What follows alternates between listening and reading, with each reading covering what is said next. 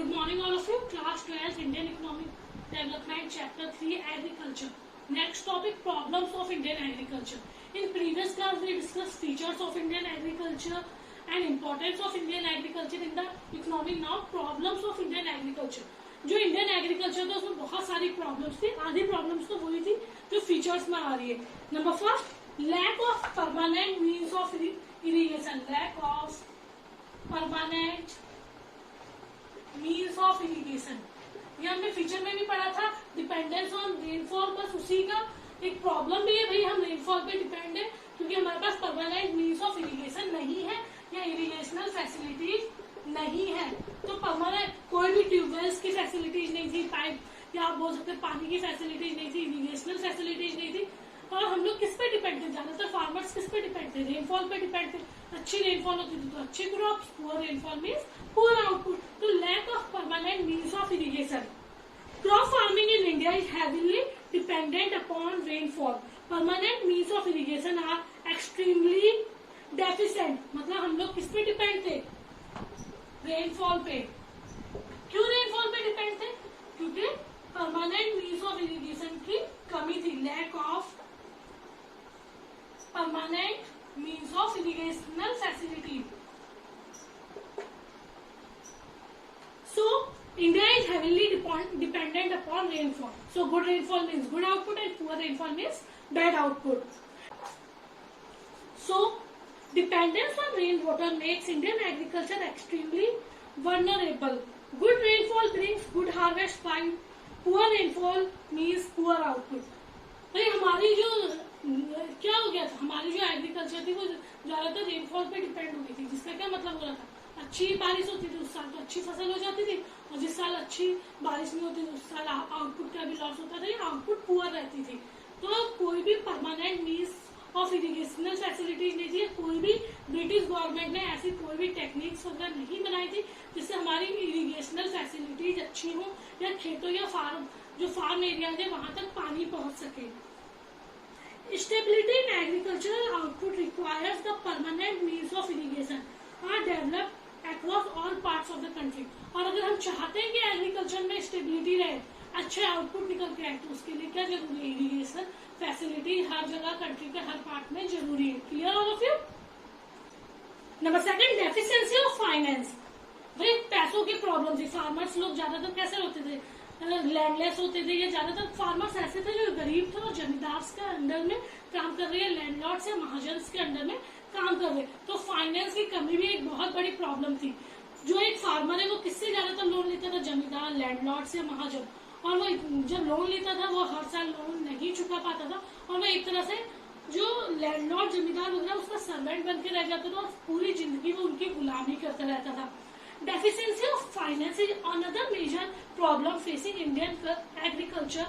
For bulk of their financial needs, the small farmer depends upon non-institutional sources. Institutional means banks, rural banks, urban bank, या जो भी आपकी ये cooperative sectors वगैरह होते हैं वो सारे institutional sources हैं. तो non-institutional sources means mahajans, landlords, जमींदार जिनकी कोई इंस्टीट्यूशन नहीं है पर वो लोन्स प्रोवाइड कर रहे. तो फार्मर्स ज्यादातर किस पे डिपेंड थे? फाइनेंस की कमी के कारण. उन्हें बीज खरीदने हैं, उन्हें इनपुट्स खरीदने हैं, उन्हें इंसेक्टिसाइड, पेस्टिसाइड्स खरीदना. तो इन सब के लिए वो किस पे डिपेंड रहते थे? महाजन्स पे, लैंडलॉर्ड्स पे, जमींदार्स पे, मनी लैंडर्स पे. They charge very high rate of interest. Farmers are highly dependent upon non institutional sources.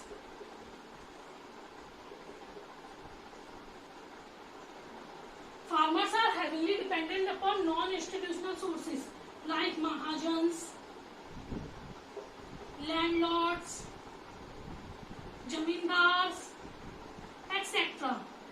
इनके ऊपर डिपेंड तो है, पर ये लोग क्या करते थे? ज्यादा से ज्यादा फार्मर्स के एक्सप्लॉइट करने की कोशिश करते थे, ज्यादा से ज्यादा उनके ऊपर अत्याचार करते थे. So they charge very high rate of interest. मतलब 100 रुपए पे 20 रुपए ऊपर से ले रहे, 30 रुपए ऊपर से ले रहे. इन लोगों का इंटरेस्ट रेट बहुत ज्यादा हाई होता था. They charge very high rate of interest. और इतना इंटरेस्ट ज्यादा होता था कि फार्मर कभी उसे चुका ही नहीं पाता था, और फार्मर पूरा लाइफ टाइम के लिए उनका गुलाम बन के रह जाता था. Institutional finance is extremely scarce.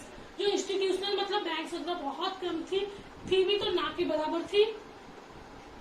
Lack of finance hinders growth of Indian agriculture, और फाइनेंस की कमी के कारण इंडियन एग्रीकल्चर की भी क्या हो रही थी, एक तरह से इंडियन एग्रीकल्चर भी रुका हुआ सा था। High cost of borrowing leads to vicious circle of the poverty of the farmers, और भाई जब ज्यादा लोन ले लिया जाता था, ज्यादा उधारी ले ली जाती थी, तो एक तरह से एक विशियस सर्कल चलता था।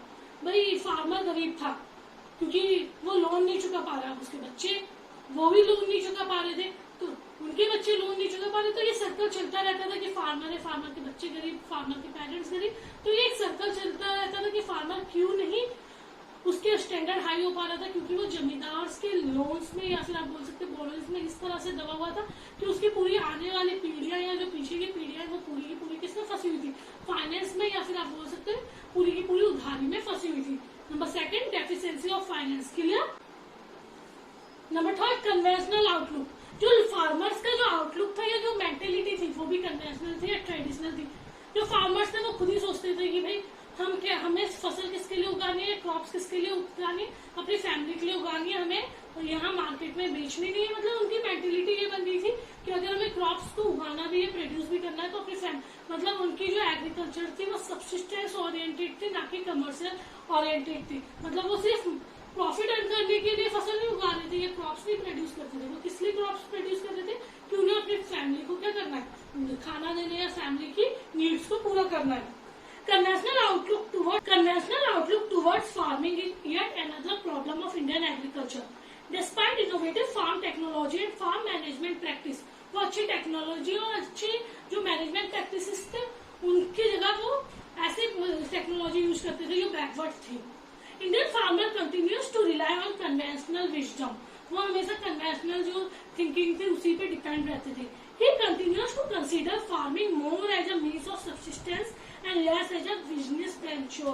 वो मतलब यही सोचते थे कि ज्यादातर फार्मिंग किसके लिए करनी है, फैमिली के लिए करनी है, अपने गुजारे के लिए करनी है, ना कि बिजनेस पर्पस के लिए, प्रॉफिट अर्न करने के लिए करनी है। He continues to focus on crops which offer him food security rather than those which yield high profit. वो अभी भी वैसी ही क्रॉप्स उगा रहे थे जो उन्हें क्या दे रही थी, फूड सिक्योरिटी दे रही थी, फूड सिक्योरिटी प्रोवाइड कर रही थी rather than हाई प्रॉफिट। उन्हें उनसे मतलब नहीं था जो क्रॉप्स उन्हें हाई प्रॉफिट दे रही, उन्हें सिर्फ खाने उगाने से मतलब था ताकि उनका जो लिविंग है वो सही से चल पाए। तो कन्वेंशनल आउटलुक मीन्स फार्मर्स की जो मेंटेलिटी आउटलुक था वो भी बहुत ज्यादा कैसा था, कन्वेंशनल था, पुराना था, पिछड़ा हुआ था। वो अभी भी यही सोचते थे कि जो हमें उगाना है वो अपनी फैमिली के लिए उगाना है, ना कि मार्केट में या बिजनेस पर्पस के लिए उगाना है। तो वो अभी भी फूड सिक्योरिटी को सबसे ज्यादा वो दे रहे थे, ना कि हाई प्रॉफिट्स।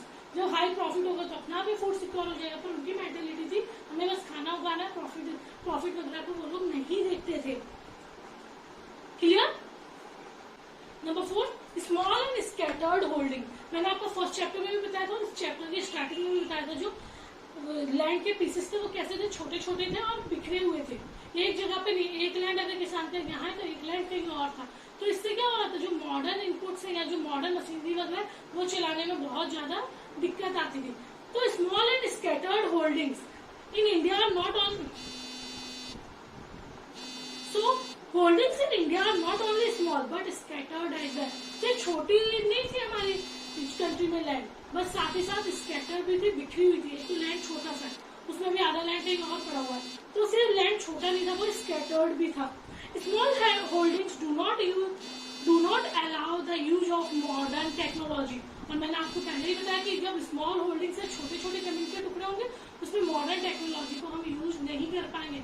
एक बड़ा सा ट्रैक्टर है वो कहाँ से छोटे से लैंड पे घूम पाएगा या काम कर पाएगा। Scatter holding increase the cost of management, और ये इससे सिर्फ खर्चे बढ़ेंगे। This contributes to backwardness of farming and poverty of the farmers. और इससे क्या होगा, पॉवर्टी आएगी और ये पता चलेगा कि इंडियन एग्रीकल्चर कैसा बैकवर्ड है। तो हमारे इंडिया में होल्डिंग सिर्फ स्मॉल नहीं थी, साथ ही साथ only not small as well as scattered.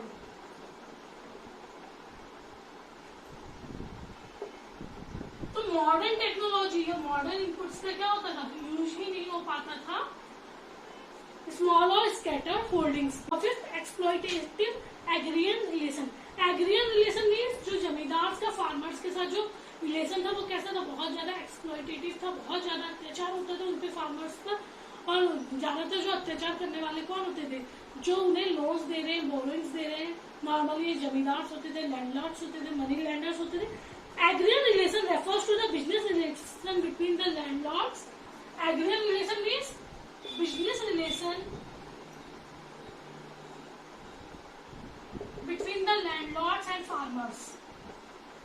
और टीनेंट्स एक ही बात है, लैंडलॉर्ड्स एंड टीनेंट्स। जो भी बिजनेस रिलेशन होता था लैंडलॉर्ड और टीनेंट्स के बीच, और फार्मर्स और टीनेंट्स के, फार्मर्स और लैंडलॉर्ड्स के बीच, उसी को हम बोलते थे एग्रियन रिलेशन, जो बहुत ज्यादा एक्सप्लॉयटेटिव था। जो लैंडलॉर्ड्स होते थे, जमींदार, वो क्रॉप तो शेयर करते थे पर कॉस्ट को कभी भी शेयर नहीं करते थे।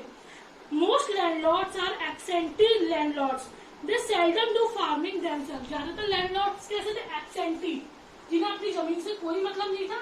उन्होंने वो जमीन किसे दे दी थी, किसानों को दे दी थी, और बहुत कमी वो फार्मिंग करते थे, बहुत कमी वो अपने खेत को देखने आते थे। पर उन्हें चाहे फसल हो चाहे आउटपुट हो, पर उन्हें उतना अपना हिस्सा चाहिए होता था। रिलाइंग ऑन रेंटल इनकम, और वो किस पे डिपेंड थे, रेंटल इनकम पे। They tend to exploit their tenants by way of high rents and related charges. और वो अपने टीनेंट्स को क्या करते थे, उनसे हाई रेंट लेते थे, चाहे फसल हो रही है नहीं हो रही उन्हें मतलब नहीं है, क्योंकि वो लोग कभी आते ही नहीं थे। वो ज्यादातर जमीन से कैसे रहते थे, एब्सेंट ही रहते थे। हाई रेंट और ज्यादातर जो चार्जेस वगैरह बाकी चीजों के थे वो भी बहुत ज्यादा थे। तो जो रिलेशन था लैंडलॉर्ड्स और फार्मर्स के बीच में वो कैसा था, बहुत ज्यादा एक्सप्लॉयटेटिव था। ज्यादातर लैंडलॉर्ड्स एब्सेंटी लैंडलॉर्ड्स थे, जिन्हें अपनी जमीन से ना के बराबर मतलब था। वो सिर्फ उसने किससे मतलब था, रेंट से मतलब था, चार्जेस से मतलब था, जो वो फार्मर से लेते थे और बहुत ज्यादा लेते थे। उनका जितना हो सकता था उतना एक्सप्लॉइट करके उनसे लेते थे। Clear all of you? Number 6, lack of organized marketing system. Markets available नहीं थे फार्मर्स को। जब मार्केट्स अवेलेबल नहीं थे तो फार्मर्स को लगता था कि उनकी क्रॉप खराब ना हो जाए या कहीं ऐसा ना उनकी क्रॉप बिके ना, तो वो अपनी पूरी की पूरी क्रॉप्स किसे बेच देते थे, जमींदार से लैंडलॉर्ड्स को बहुत सस्ते रेट्स में बेच देते थे। तो ये भी एक प्रॉब्लम था कि मार्केट्स ऑर्गेनाइज नहीं थे, मार्केट्स का कोई भरोसा नहीं था कि कब लगने हैं। जैसे अब क्या है, डेली मार्केट्स लगते हैं, वीकली मार्केट्स लगते हैं या ऑल्टरनेट मार्केट्स लगते हैं। पहले क्या था, मार्केट्स ऑर्गेनाइज नहीं थे या पता ही नहीं होता था, और अगर होते भी थे तो मार्केट गांव में ना होकर शहरों में होते थे। इतनी दूर तक जाने का कोई सोर्स नहीं होता था उनके पास, कोई कन्वेंस नहीं होता था, तो वो ज्यादा अच्छा समझते थे कि वो अपनी क्रॉप्स किसे दे दे, लैंडलॉर्ड्स को, जमींदार को दे दे, इतनी दूर जाने से अच्छा। तो ऑर्गेनाइज मार्केटिंग सिस्टम की भी बहुत ज्यादा कमी थी, ये भी एक प्रॉब्लम है।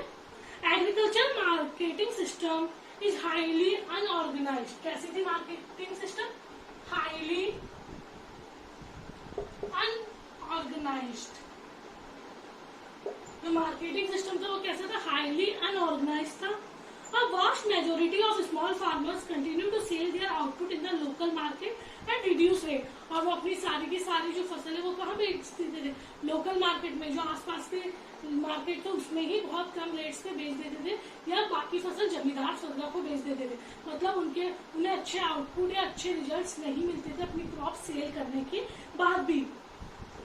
They are obliged to sell their produce to the mahajans and money lenders in return for the loan। और उन्हें बहुत ज्यादा प्रेशर डाला जाता था, फोर्सफुली क्या कहा जाता है कि आपको अपनी फसल किसे बेचनी है, महाजन्स को बेचनी है, लैंडलॉर्ड्स को बेचनी है, ताकि आपका लोन्स का क्या हो सके, लोन चुकता हो सके, लोन्स आपके लोन्स का पूरा लोन्स के एक तरह से रिटर्न के रूप में दिया जा सके।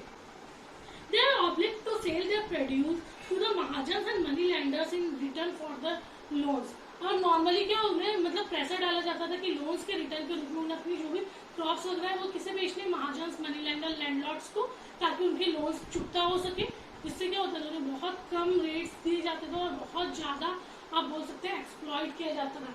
तो there are 6 problems of Indian agriculture. Number first, lack of permanent means of irrigation. कोई इरिगेशनल फैसिलिटी अवेलेबल नहीं थी, जिसके कारण क्या होता था, डिपेंडेंस ऑन रेनफॉल, रेनफॉल पे डिपेंड थे ज्यादातर फार्मर।